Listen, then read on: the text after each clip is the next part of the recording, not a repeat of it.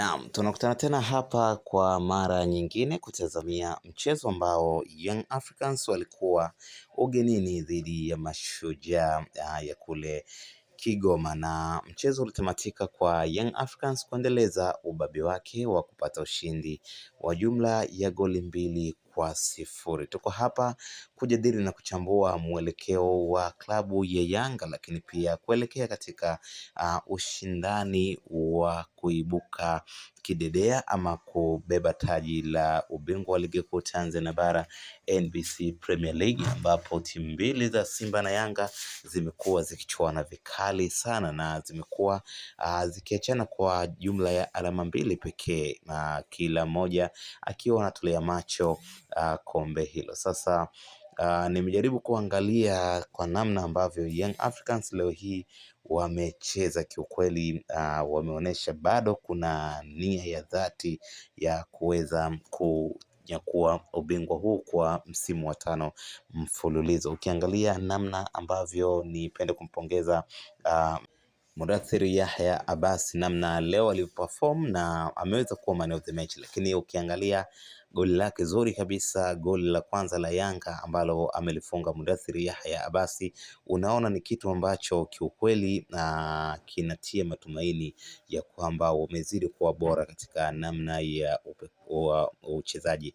Ukiangalia namna alivyo receive ball, lakini pia namna alivyoangalia target ya kupiga mpira ule, utaona bila shaka kwamba kuna kitu ambacho Young Africans wanacho cha zaidi. Lakini pia Bakari Nondo Mwamnyeto, kapteni wa timu hiyo, kukubali kubaki nyuma, na yeye aliamua kupata goli la pili ili kusindikizia ushindi huo mnene kabisa wa goli 2-0 dhidi ya wana Kigoma. Ukiangalia namna ambavyo Yanga inacheza kiteamwork, lakini pia inaonesha wana nia ya dhati kweli kweli ya kuweza kuibuka kidedea katika kutetea ubingwa wa ligi kuu Tanzania bara NBC Premier League. Lakini pia kama hiyo haitoshi, unaona kila mchezaji amekuwa akitengeneza nafasi kwa ajili ya mwingine. Pia wanacheza kitimu kama nilivyokueleza, lakini pia wanaonesha kuna kitu ambacho wanakihitaji, na ndio maana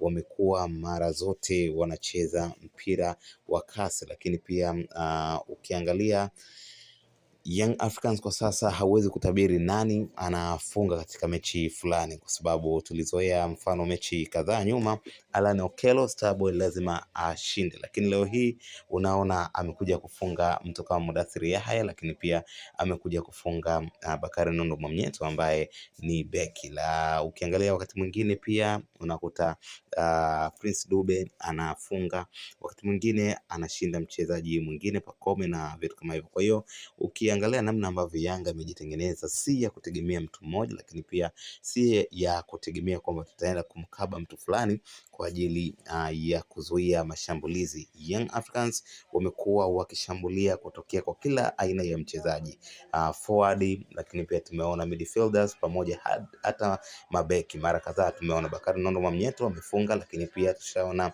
Ibrahim Abdullah Baka aliweza kufunga. Kwa hiyo ni timu ambayo kikweli inaonesha dhahiri shahidi wamejipanga kikamilifu kuhakikisha kwamba wanakwenda kunyakua taji hili la ubingwa wa ligi kuu Tanzania bara NBC Premier League kwa msimu wa 5 mfululizo. Una maoni gani kuhusiana na mchezo wa leo? Tuandike kwenye comment section, usahau kusubscribe, kulike na kushare video zetu.